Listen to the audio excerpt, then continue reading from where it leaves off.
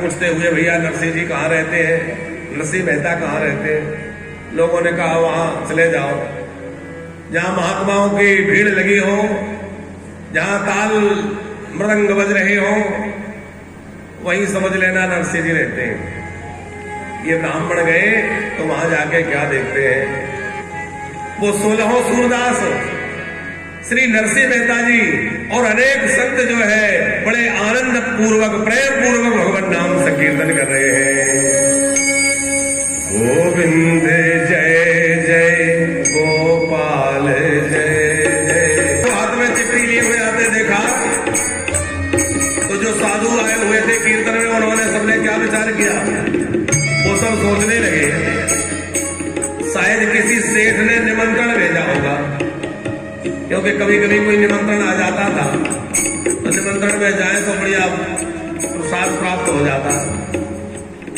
वो जो सूरदास थे उन्हें भी पता चला कि भाई कोई चिट्ठी लेकर आया है, तो सबने यही अनुमान लगाया कि कोई निमंत्रण आया होगा। तो पहले तो वो झूम झूम के कीर्तन कर रहे थे।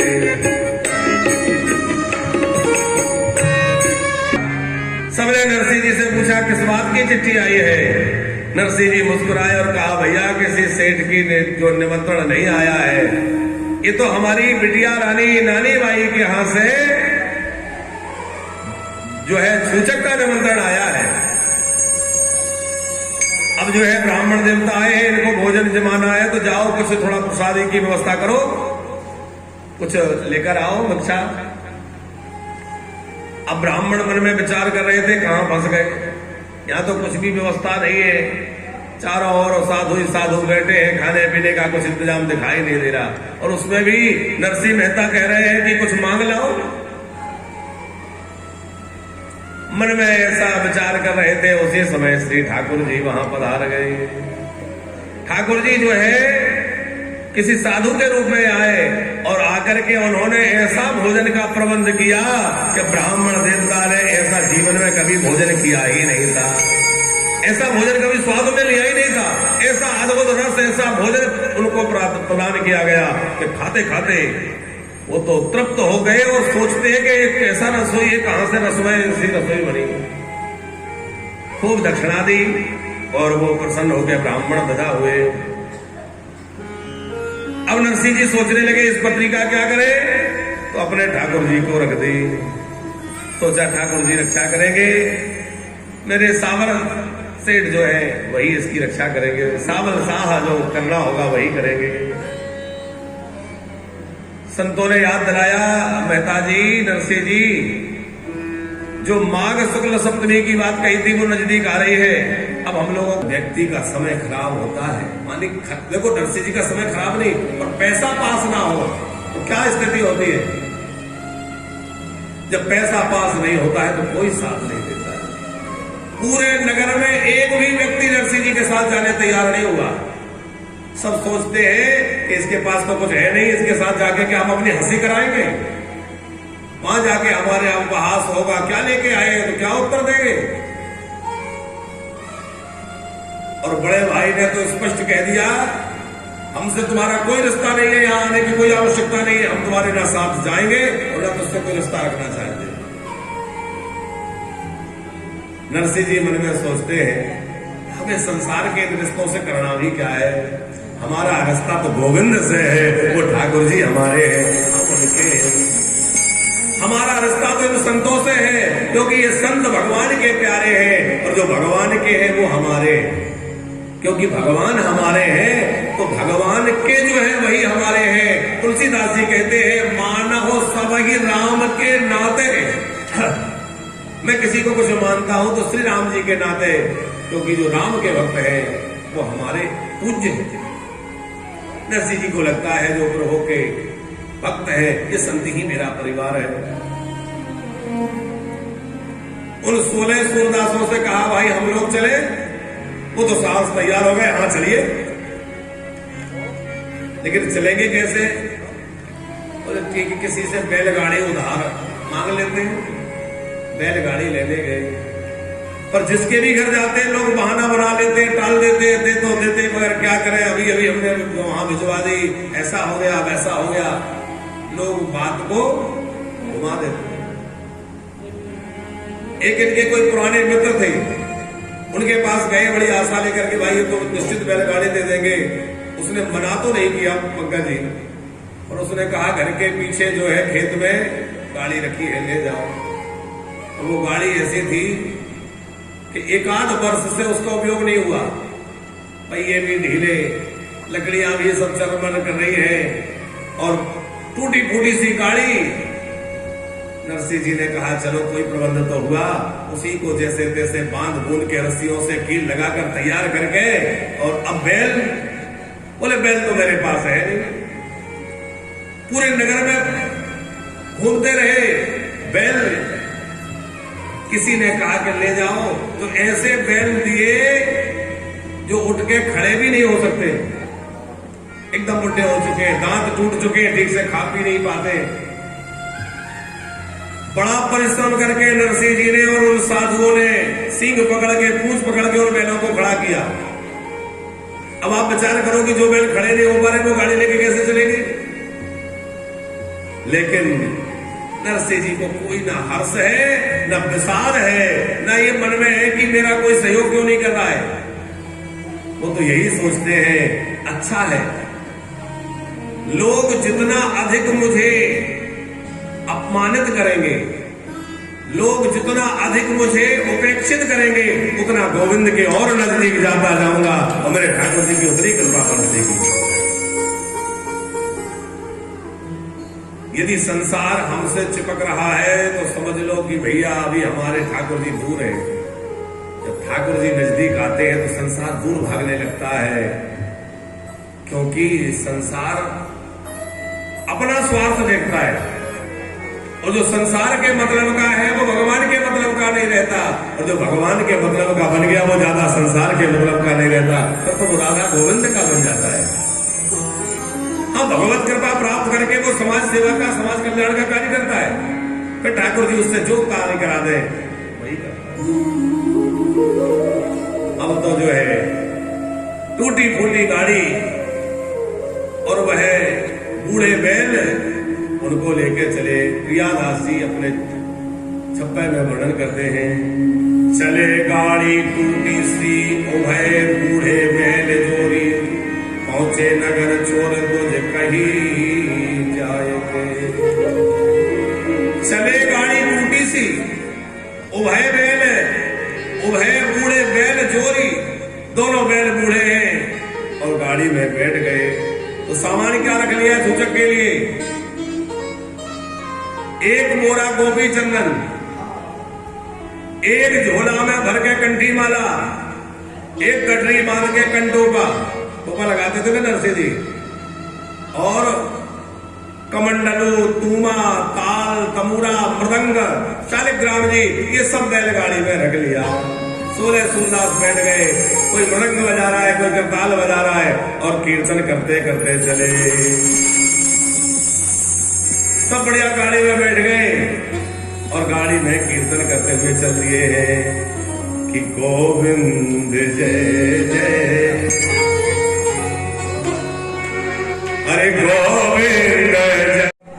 थोड़ा झटका लगा, और झटका लगते ही गाड़ी का धुरा, लकड़ी टूट गई, और लकड़ी टूट के जैसे झटका लगा तो बैल भी मसाला खा के गिर गई।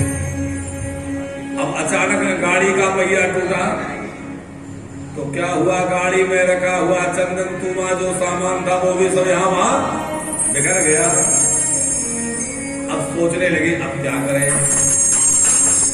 शाम हो गई, सोच विचार करते करते आखिर कैसे पहुंचेंगे, अब गाड़ी कैसे ठीक हो, कोई साधन नहीं था। नरसिंह जी ने कहा भैया सबसे श्रेष्ठ साधन भगवान नाम है, भगवान नाम का आश्रय लो, सारे साधन जुड़ जाएंगे। सब कह रहे थे कोई साधन नहीं, क्या करें, बोले भगवान का नाम तो भवसागर से पार कर देता है, हमें तो थोड़ा राह पुकार करनी है, भगवान के नाम का आश्रय लो। सब भगवान नाम का कीर्तन करने लग गए, सब बैठ करके कीर्तन करने लगे। रात में कीर्तन हुआ, सवेरा हो गया और सवेरे सवेरे ठाकुर जी जो है खाती का रूप बना के आ गए। खाती समझते हैं आप लोग? बढ़ई, लकड़ी का काम करने वाला, सब औजार लेके हाथ में, वो काटने की आरी, बसूला, क्या क्या होता है, हथौड़ी, सब लेके ठाकुर जी आ गए। आवाज लगा रहे हैं, कोई लकड़ी का काम, दरवाजा बनवाना, कोई काम कराना है, हमसे करा लो। सूरदासों ने सुना, नरसिंह जी देखो कोई खाती आया है। नरसिंह जी ने पूछा, भैया हमारी गाड़ी ठीक कर दोगे? बोले तो मेरा काम ही है, लकड़ियों का काम करना, यही मेरा धंधा है, करवा। क्या करना है? बोले हमारी गाड़ी खराब हो गई, टूट गई। ठाकुर जी ने कहा, निश्चित हम ठीक करेंगे। अच्छा भैया तुम्हारा नाम क्या है? बोले मेरा नाम कृष्णा है। अब कृष्ण तो है ही, यहाँ इन्होंने अपना नाम कह दिया, किशन, कृष्णा। बोले ठीक है। और ठाकुर जी तो ठाकुर जी, कहीं कील ठोकी, कहीं कुछ किया और तुरंत गाड़ी को एकदम ठीक कर दिया, जैसे नई गाड़ी हो एकदम तुरंत गाड़ी को ठीक कर दिया। पर गाड़ी तो ठीक हो गई, बैल तो पड़े हुए हैं, उनको कैसे ठीक किया जाए? और ठाकुर जी ने जैसे ही बैलों पर हाथ रखा, ठाकुर जी के हाथ का स्पर्श करते ही वो बैल एकदम स्वस्थ हो गए और उनमें ऐसी स्फूर्ति आ गई कि अब वो वायु वेग से दौड़ने वाले हो गए। गाड़ी ठीक हो गई, बैल उनके खड़े हो गए। अच्छा नरसिंह जी, अब हम चले, हमारी कुछ मजदूरी। तो जैसे ही मजदूरी मांगी तो थैले में से निकाली एक तुलसी की माला, और तुलसी की माला पर लेकर के नरसिंह जी ने थमा दी। तो इसका मैं क्या करूंगा? बोले देखो हमारा धन तो भगवान नाम है, और इस माला पे तुम भगवान नाम का जप करना, तुम्हारा कल्याण हो जाएगा, तुम्हारा जीवन सुधर जाएगा। ठाकुर जी इनके भाव पर बहुत नहीं थे। बोले देखो आप लोग जिधर जा रहे हैं, मैं भी इसी तरफ जा रहा हूं। यदि आप लोग कहें तो मैं बैलगाड़ी बहुत बढ़िया हाँकता हूं, तो आप लोग कहें तो मैं बैलगाड़ी हाँकूं? बोले चलो ठीक है। अब नरसिंह जी भी बैठ गए, सब लोग बैठ गए और ठाकुर जी स्वयं जो है गाड़ी हाँकने लगे। गाड़ी में बिठा ले रे बाबा, जाना है गाड़ी में बिठा ले रे बाबा, जाना है। ठाकुर जी तो ठाकुर जी है, उन्होंने वायु वेग से गाड़ी चलाई और कब गाड़ी हजार नगर पहुंच गई पता ना चला। हजार नगर में गाड़ी को छोड़कर ठाकुर जी ने कहा देखो अब मैं जा रहा हूं। और जो पुरोहित जी पत्री लेकर नरसिंह जी के आ गए थे, उन्होंने नरसिंह जी को, उन साधुओं को देखा, पहचान गए, रहे तो वही है। दौड़ करके जाकर श्री रंगराय जी को समाचार दिया, महाराज आपके समधी आ गए। क्या लाए हैं? समधी के साथ कुछ सामान दिख रहा है? बोले हाँ बहुत सारा सामान है। कैसा सामान है? बोले एक एक मन की माला लाए हैं तुम्हें पहनाने के लिए। इतना चंदन लाए हैं कि पूरे हजार नगर के लोगों को चंदन लग जाए। और तुम्ही, कमंडल, सब गाड़ी भरी हुई है। अब तो श्री रंगराय जी को लगा कि अच्छा होता मैं निमंत्रण ही ना भेजता। अब मेरी बड़ी हंसी होगी, लोग इकट्ठा होंगे और ये भिखमंगे सब आ गए हैं, इनको तो कोई लज्जा है नहीं, और मेरी प्रतिष्ठा खराब हो जाएगी, कलंकित होगी। उधर सब जगह चर्चा होने लगी। चर्चा चलते चलते महल में अंदर पहुंची। कुंवर भाई ने सुना मेरे पिताजी आए हैं, आरती की थाल सजा करके, सुंदर दीपक लगा के, अक्षत रोली बोली रख करके और आरती करने के लिए अपने पिताजी को स्वागत करने के लिए गई है। बड़े दिनों के बाद मेरे पिताजी आए और जाकर देखा तो सूरदासों की टोली में श्री नरसिंह मेहता बैठे हैं। आरती उतारी। नरसिंह जी ने कहा बेटी तू कैसी है? सब ठीक है?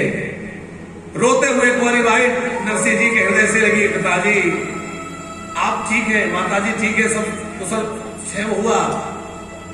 इतने दिनों के बाद बेटी अपने पिता से मिली है। पिता कह रहे बेटी तू ठीक तो है?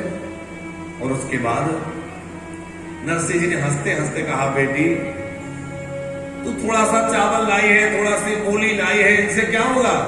अरे यहाँ तो देख कितने साधु हैं, और हमें देख देख कर और भी साधु आ रहे हैं, साधु समाज इकट्ठा हो रहा है। तो बेटी इन साधुओं के लिए तो बहुत मात्रा में कपड़ा लाना पड़ेगा, बहुत मात्रा में सेवा की सामग्री लानी पड़ेगी। साधुओं की सेवा करो।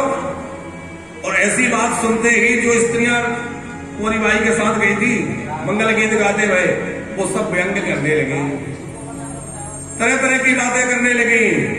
हंसी नारी अंजार की सुन नरसी के बेने, उल्टो मांगे काड़ा आयो छोचक वीर। बोलिए सूचक देने आया है, उल्टा कह रहा है कि हमारी सेवा करो, ये क्या देगा। खूब हंसी करने लगी, और वो हंसी करने वाली नारियों की बातें जो है कुंवारी बाई को बहुत चुभ रही है, पर क्या करें। वो अपने पिताजी से बोली, पिताश्री मैं हाथ जोड़ के कह रही हूं, आप वापस चले जाइए, क्योंकि आपकी बहुत हंसी होगी, ये मुझसे सहन नहीं होगा। पर आपके जाने के बाद लोग वर्षों वर्षों तक मुझे ताने देंगे कि तेरा पिता आया था, क्या लेके आया। आपकी भी हंसी होगी, मेरी भी हंसी होगी, और मैं अपनी हंसी अपनी तो सहन कर लेती हूं, पर आपके लिए कोई भला बुरा कहेगा, मुझसे सहन नहीं होगा। तो नरसिंह जी ने क्या कहा कि बाई चिंता जिनकर मन में धीरज धारा, और मन माने जो मांगियो देखो सृजनहार।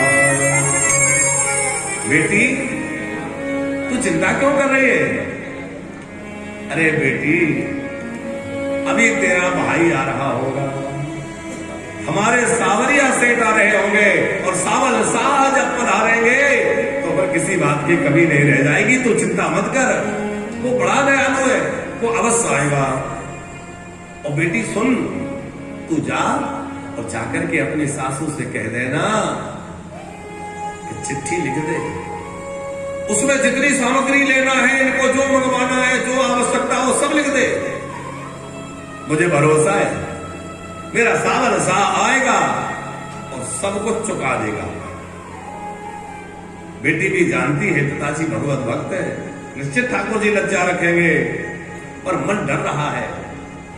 अनेक प्रकार की शंका कुशंकाएं मन में पैदा हो रही हैं। लौट करके आई। अब साधु सब नरसिंह जी के साथ के साधु भूखे थे, कल के चले, किसी ने भोजन भी नहीं पूछा अभी तक। ठाकुर जी ने कृपा करके क्या किया, जिस बगीचे में रुके थे उसमें बड़े सुंदर फल प्रकट हो गए, आमों के फल और तमाम फल लिए और बड़े प्रेम से साधुओं ने पाए। उसके बाद चिट्ठी लिखी गई। तो कुंवरी बाई के देवर थे नारायण देव, नारायण राय ने चिट्ठी लिखी। तो चिट्ठी में क्या लिखा,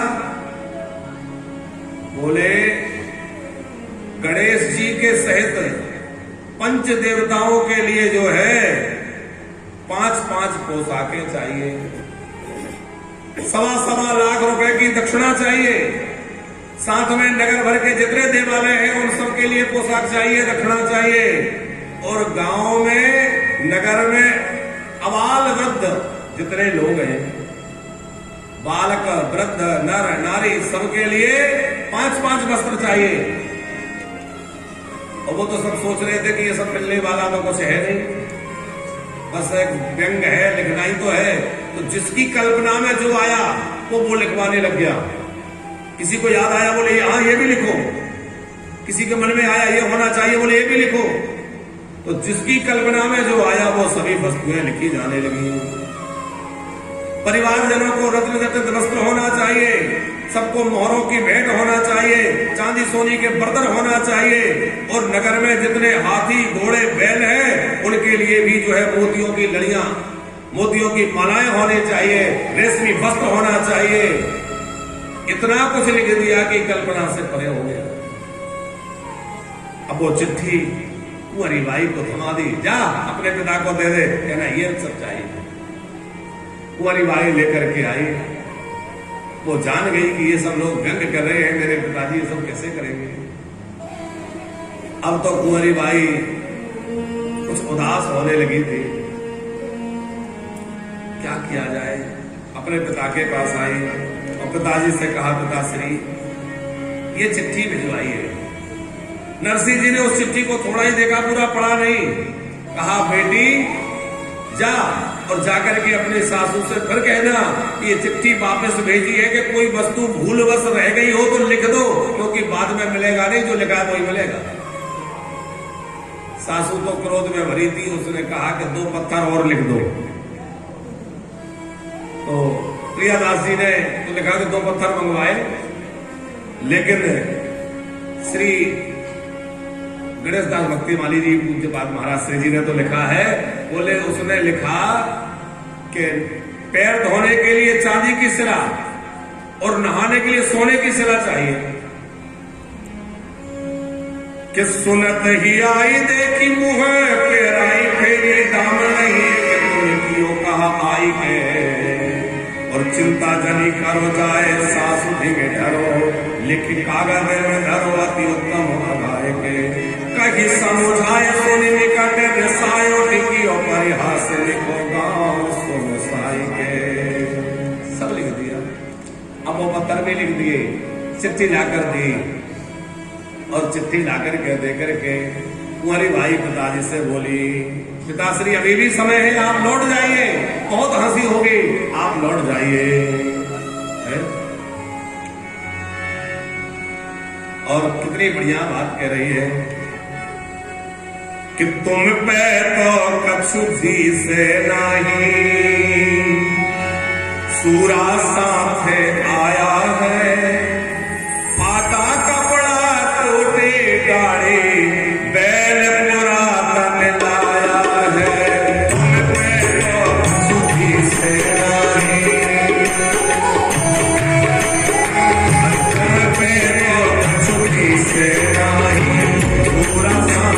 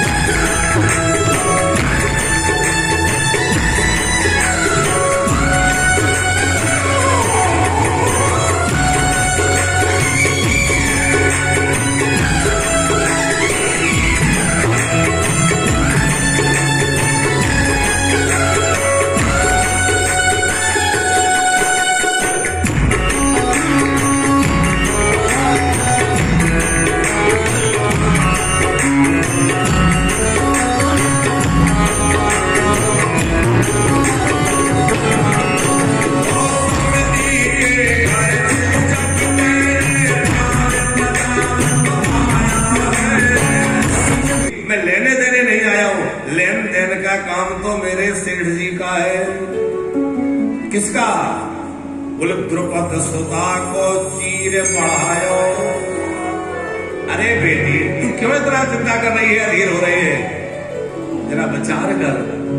द्रुपद सुता उस द्रौपदी का जिसने वस्त्र बढ़ा करके लज्जा रखी, वो आज बेटी तेरी भी लज्जा रखेगा। चिंता मत कर मेरी बेटी, आज वो तेरी भी लाज रखेगा। अब तो भरोसा हो गया कुंवारी भाई को, पिताजी ठीक कह रहे हैं, निश्चित मेरा भाई मेरे सावल से सावल साहब आएंगे और हमारी रक्षा करेंगे। जाकर के किसी से अपने ससुर जी को, श्री रंगराय जी को कहा, कहलवाया कि कम से कम पिताजी को ठहरने के लिए कोई स्थान तो बतला दे, वो बगीचे में रुके। ठहरने के लिए स्थान दिया तो कौन सा दिया? एक टूटी पुरानी सी जो है एक झोपड़ी सी थी, कई दिनों से बंद है, पकड़ी के जाले लगे हैं, जगह जगह चूहों ने गड्ढे खोद रखे हैं, मिट्टी निकल रही है, और वह धूल मिट्टी से भरे हुए स्थान इनको दिखा दिया, बोले यहां रुक जाओ। नरसिंह जी ने कहा बहुत बढ़िया स्थान है, ठाकुर जी का खूब भजन होगा।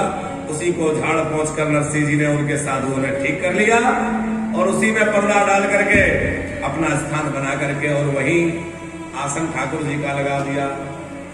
साधु लोग तो जहां जाते हैं वहीं ठाकुर जी का स्थान बन जाता है, वहीं ठाकुर जी का आसन लगा लेते हैं, जहां ठाकुर जी विराजमान हो गए वही स्थान मंदिर बन जाता है। एक कागज ले आई देखी दूसरे फिराई पुनी, भूले पे न पाई जाते पाथर लिखाई है। रही बे को दई थोर फूटी नहीं पूरी जाके, बेटी से मोर आए बहु सुख पाए पे। अब नरसिंह जी ने कहा भाई सब साधु स्नान करेंगे, ठंडियों का समय था क्योंकि माघ का महीना था ना, बोले थोड़ा यदि उष्ण जल मिल जाता है स्नान के लिए।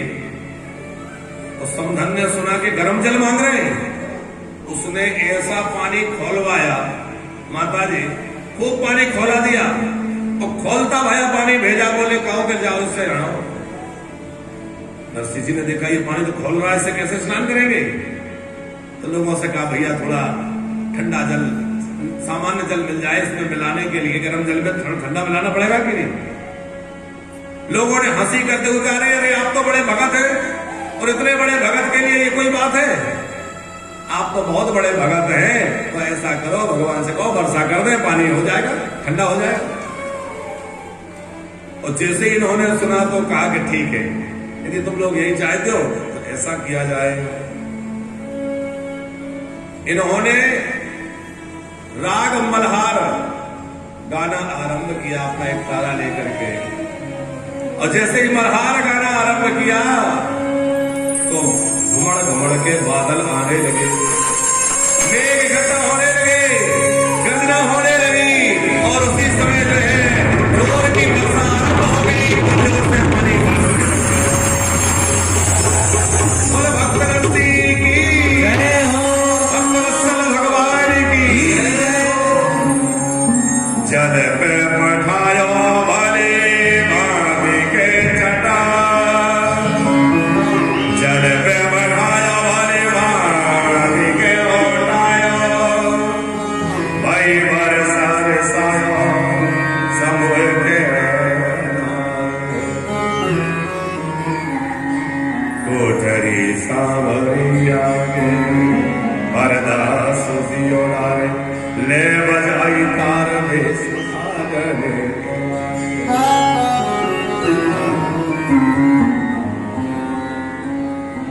अब इतनी जोर की वर्षा भई पंकज जी कि सारे नगरवासी परेशान हो गए, जगह जगह पानी भर गया, जहां देखो पानी पानी हो गया। लोग दौड़े और नरसिंह जी से कहा अब इसको बंद करा दीजिए, और ज्यादा वर्षा होगी तो बाढ़ आ जाएगी, नगर बह जाएगा, घर ढह जाएंगे, वर्षा बंद करा दीजिए। नरसिंह जी ने कहा ठाकुर जी लीला बहुत हो गई, अब वर्षा बंद करवा दीजिए। वर्षा तो बंद हो गई, लेकिन एक घटना घट गई। कुंवारी बाई की जो ननद थी, उसकी एक छोटी बच्ची थी, वो कहीं पानी में डूब गई और उसकी मृत्यु हो गई। उस वर्षा के जल में डूबने से छोटी बच्ची की मृत्यु हो गई। सब गांव घर के लोग रोने लगे, सब दुखी हो गए, और कहा इस नरसिंह के कारण ये सब हुआ है। फिर दोष देने लगे, इस नरसिंह ने आकर के ये सब किया है, इसकी वजह से इतने शुभ अवसर पर ऐसा अमंगल कार्य हो गया, बेटी की मृत्यु हो गई। नरसिंह जी ने कहा मेरे सावल साह बड़े दयालु हैं, आप चिंता मत करिए। इन्होंने अपने ठाकुर जी, अपने शालिग्राम जी का चरणामृत लिया, ले जाकर मरी हुई बच्ची के मुंह में डाल दिया, और राधा कृष्ण बोला, और उठ के बच्ची खड़ी हो गई। भगवान की कृपा से बच्ची जीवित हो गई। अच्छा एक बात यहां सोचने नरसिंह जी की विचार करने की है पंकज जी, समधी तिरस्कार क्यों कर रहे हैं? टूटी हुई पौर में रखवा दिया, गर्म जल दिया, भोजन नहीं दिया, तिरस्कार किया, ये सब क्यों? इसलिए कि इनका अपमान हो तो ये वो सब रास्ता छोड़ करके हमारे रास्ते पे आ जाए, माने हमारी तरह रहने लग जाए। और नरसिंह जी ने जो वर्षा करवाई, मरी हुई बेटी को जीवित किया, यह भगवत भक्ति का चमत्कार क्यों दिखलाया? इसलिए कि अब तुम सब जो है हमारे रास्ते पे आ जाओ। हर कोई अपने अपने रास्ते में लाना चाहता है, संसारी चाहता है कि ये सब साधु हमारे रास्ते चले, तो हमारे जैसे चलो। लेकिन संत कहते हैं भैया हम तुम्हारे जैसे चलेंगे तो काम नहीं बनेगा, तुम लोग भी हमारे जैसे चलो, और तुम लोग भी भगवान की राह पर आ जाओ, भक्ति की राह पे आ जाओ, तभी काम बनेगा, ऐसे काम बनने वाला नहीं है। इतने सब होने के बावजूद भी लोगों का नरसिंह जी के प्रति भाव नहीं जागा। भोजन में जो है इनको बासी खिचड़ी परोसी गई, लेकिन एक बड़ा आश्चर्य हुआ कि सब लोग क्या देखते हैं कि पंगत बैठी है, एक और ये 16 सुरों के साथ, कुछ साधुओं के साथ नरसिंह जी बैठे, सबको बासी खिचड़ी दी गई। लेकिन ठाकुर जी की कृपा से इनकी पत्तलों में वो खिचड़ी तो गायब हो गई और सुंदर पात्रों में जो है खीर भर गई और बड़ी सुंदर खीर इनके सामने प्रकट हो गई। बाकी लोगों ने देखा कि ये खीर पा रहे, लोग जो है श्री रंगराय जी पे बिगड़ गए, बोले अच्छा अपने समधी को, उनके मेहमानों को खीर खिला रहे हो तो हम लोगों को खिचड़ी खिला रहे हो, साधारण भोजन करा रहे हो। उनने समझाया भैया तुम्हें तो बढ़िया भोजन दिया, इनको तो हमने दुराग्रह से, इनको तो हमने बासी खिचड़ी परोसी थी, पता नहीं ये खीर कहां से आ गई। अच्छा उस रात्रि तो व्यतीत हुआ, वो दिन भी व्यतीत हो गया। अब नरसिंह जी ने क्या सोचा, नरसिंह जी को लगा कि भाई जहां भी जाओ भगवान नाम का प्रचार करना चाहिए। तो अपने सब साधुओं से कहा कि सब लोग अपना अपना झांझ मजीरा ताल मृदंग ले लो और पूरे नगर में हम लोग नगर संकीर्तन करेंगे। हाँ बोले अवश्य करेंगे। किसी ने अपने गले में ढोलक डाल ली, किसी ने मृदंग डाल लिया, किसी ने एक तारा ले लिया, कोई करताल उठा लिया और सब के सब नगर संकीर्तन के लिए निकल पड़े। अब नगर संकीर्तन के लिए निकले तो श्री रंगराय जी जो थे उन्होंने माथा पकड़ लिया। अब मेरी बड़ी बदनामी होगी, ये इनका समझी है, ये तालकुटा, मेरी बड़ी बदनामी होगी, इन्हें कैसे रोका जाए। तो रंगराय जी ने क्या किया, पंकज जी झूठा इनको कहलवा दिया, बोले तुम्हारे सावल शाह आ गए ताकि ये कीर्तन में ना जाए। ठाकुर जी आ गए, सावल शाह आ गए, ऐसा सुनकर के और लौट आए, नरसिंह जी लौट आए और उसके बाद अपने स्थान में ही ठाकुर जी का कीर्तन करने लगे। और ठाकुर जी का कीर्तन करते हुए कहते हैं सेठ हमारे कौन है, बोले हमारे सेठ जी तो ठाकुर जी है। जरा भाव से, बड़ा ही दिव्य रथ जो है चमकता हुआ चला रहा है, अद्भुत रथ चला रहा है। उसमें भगवान श्री कृष्ण जो है सावल शाह के रूप में सेठ जी बने हुए, बड़ी सुंदर टोपी लगाए हुए और रथ पर विराजमान है। और पृष्ठ भाग में श्री रुक्मणी महारानी जो है उस रथ पर विराजमान है, जो बड़े सुंदर महंगे आभूषण पहने हुए हैं, दिव्य बड़े मस्त अलंकार से अलंकृत हैं। और आकर के नगर में श्री रंग जी के मकान का पता पूछने लगे, भैया हमारे नरसिंह सेठ जी कहाँ रुके, हमें उनके पास जाना है। लोग घबराए कि भैया ये कौन सेठ आ गया, तो बड़ा अद्भुत। और आगे आगे ठाकुर जी का रथ चल रहा है, पीछे पीछे सैकड़ों सैकड़ों वाहन चल रहे हैं जिनमें अपार सामग्री लदी हुई है। लोग आश्चर्यचकित रह गए, नगर के लोगों की आंखें फटी की फटी रह गई, ये क्या हो रहा है। और ठाकुर जी क्या बोले, सावल साहब बोले भैया हम सेठ वेठ नहीं है, ये तो नरसिंह जी की महानता है तो हमें सेठ कहते हैं। हम सेठ नहीं है तो बोले हम तो नरसिंह जी के मुनीब हैं, हमारे सेठ जी तो यही है। अच्छा ये सेठ है। ठाकुर जी क्या बोले भरी सभा में, बोले मेरे जैसे 360 मुनीम वहां लगे हुए हैं, मैं तो अकेला आया हूं, ये सेठ ये है। अब तो जो है लोग देखने के लिए भीड़ लग गई। उस नगर के लोग तो रहे ही, आसपास के नगर से लोग आने लगे कि भैया कैसा छूचक बनने के लिए सेठ आए हैं। नरसिंह जी ने सावल सेठ को देखा और देख करके नाचने लग गए, मेरे प्रभु आ गए, मेरे ठाकुर जी आ गए, मेरे सावल साहब आ गए, बेटी देख मैंने कहा था तेरा भाई आएगा, मेरे प्रभु आ गए। पद गा गा करके एक तारा बजा बजा के नरसिंह जी नाचने लगे, सब संत नाचने लगे और आनंद होने लगा। श्री रंगराय मेहता जो है सावल शाह से मिले। सावल शाह ने कहा देरी मत करो, अब जो है छूचक दान का उत्सव प्रारंभ किया जाए। तो जैसे ही उत्सव प्रारंभ हुआ, कहा चिट्ठा निकालो। अब चिट्ठी निकाली गई, जो है श्री रंगराय मेहता तो बहुत डर रहे थे, भैया मैंने चिट्ठी लिखकर नरसिंह जी का अनादर करके बहुत बुरा किया, अब वो बड़े लज्जित हो रहे हैं। ठाकुर जी ने कहा कोई बात नहीं है, चिट्ठी निकाली जाए। तो चिट्ठी में जो जो जैसा जैसा लिखा था उससे भी सवाया अधिक सारी सामग्री दी गई। जो लिखा था उससे भी बढ़ चढ़ कर दिया गया। अच्छा, लिखा तो ऐसा था कि देने लायक तो कोई वस्तु ऐसे नहीं कि देने योग्य लिखा हो, तो हर कुछ भी लिख दिया, ये भी ले आना, ये भी ले आना। अब जितने नगर में हाथी घोड़े बैल हैं उनके लिए भी मोतियों की लड़ियां, मोतियों की मालाएं, रेशमी वस्त्र, तो वो सब भी ठाकुर जी जो है गाड़ियों की गाड़ियां भर भर के लाए और बोले पहनाओ। मेवा सुपारी नहीं लिखी थी पंकज जी, तो मेवाएं, मिष्ठान, फल, सुपारियां, सुपारी आदि, मेवा आदि बोरे के बोरे भर भर के और अद्भुत सामग्री सबको प्रदान की। जहां 5-5 वस्त्र लिखे थे वहां 10-10 वस्त्र प्रदान कर दिए। ले जा सको जितना ले जाओ, क्योंकि जब ठाकुर जी प्रकट हो जाए फिर क्या कहना। नगर वासियों के साथ साथ जितने जो तमाशा देखने वाले आ गए ना, आसपास के नगर के लोग, उन सबको भी भोजन परोसा गया। ठाकुर जी ने रिद्धि सिद्धियों को आदेश दिया, ऐसा भोजन तैयार करो जो आज तक किसी ने कल्पना ना की हो। वहां जो लोग थे उन्होंने जब वह भोजन पाया, अब देखो भोजन की चर्चा ज्यादा नहीं करेंगे, नहीं तो आप लोग कहेंगे महाराज भोजन की बात कर रहे हैं, हमें भूखा बिठा रखा है। भूख तो नहीं लगी? नहीं, जिसको लगे धीरे से प्रसार मत होना। अद्भुत जो है प्रबंध किया, रिद्धि सिद्धियों को आदेश दिया, और रिद्धि सिद्धियां जहां तैयारी करें फिर कभी क्या रहना है। पंकज जी, जिस समय भरतलाल जी जो जिस पात्र में भोजन कर ले उससे वापस नहीं लेते, ये पात्र भी आप लोग अपने साथ ले जाइए। तो वो सोने चांदी के बर्तन भी लोग अपने साथ ले गए।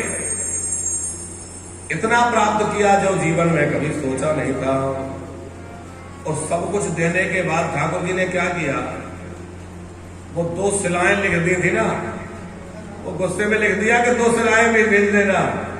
तो एक सोने की शिला, एक चांदी की शिला ठाकुर जी ने वो भी भेंट करी। कोई चीज छूटना नहीं चाहिए।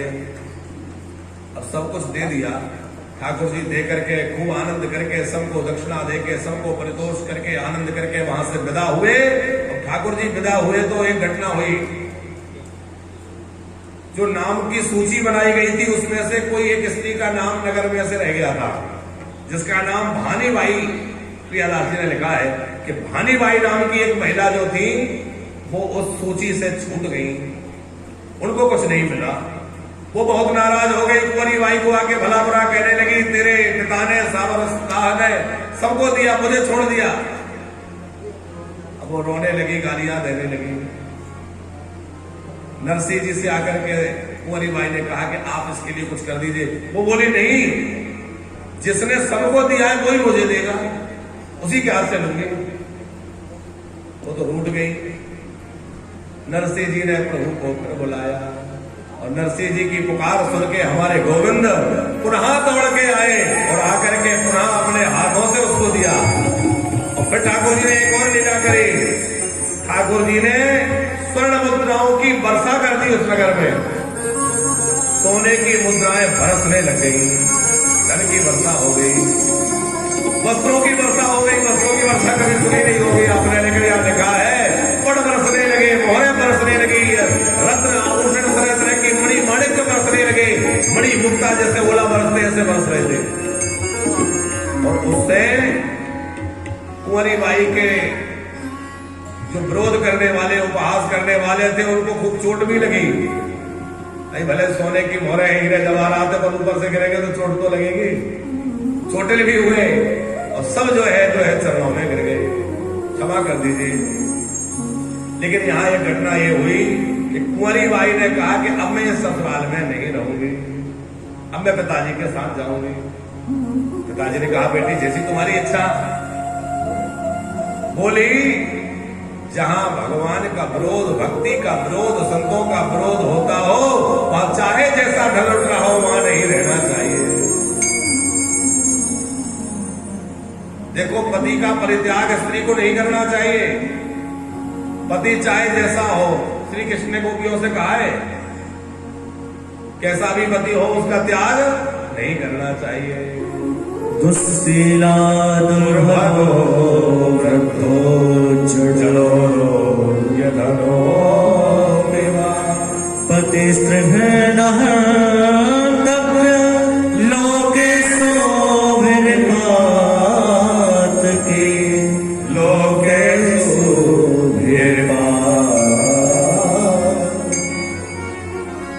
पति दुस्सील हो, भाग्यहीन हो, जड़ हो, मूर्ख हो, अंधा हो, लंगड़ा हो, भाग्यहीन हो, जैसा भी हो, पति का त्याग नहीं करना चाहिए। लेकिन श्री कृष्ण ने अंतिम शब्द में क्या कहा है? लोकेषु भिर्पातकी। यदि पति पापी हो तो पापी पति का त्याग किया जा सकता है।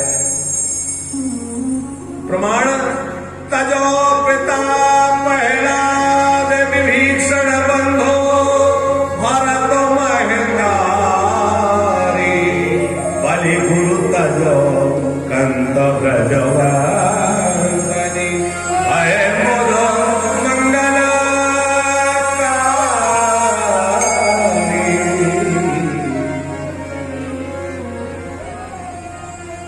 चाहे जैसा हो गुजारा कर ले स्त्री, लेकिन यदि वह धर्म विमुख है और वह भगवत भक्ति से विमुख है और भगवान की पूजा सेवा नहीं करता, भगवान से विमुख है, तो ऐसे पति के त्याग करने में भी दोष नहीं है। इसका अर्थ गलत मत लगा लेना। देखो, व्यवहार रूप से तो जो सेवा हो सके करें। आप कहेंगे पति तो सभी पापी, और कुंवारी बाई जो है अपने पिताजी के साथ लौट करके अपने नगर में आ गई, अपने घर रहने लग गई। संमत 1481 के माघ शुक्ल सप्तमी रविवार को ये लीला हुई थी छूटक वाली। बड़ी सुंदर कथा है। आगे नरसिंह जी के और दिव्य चरित्र हैं।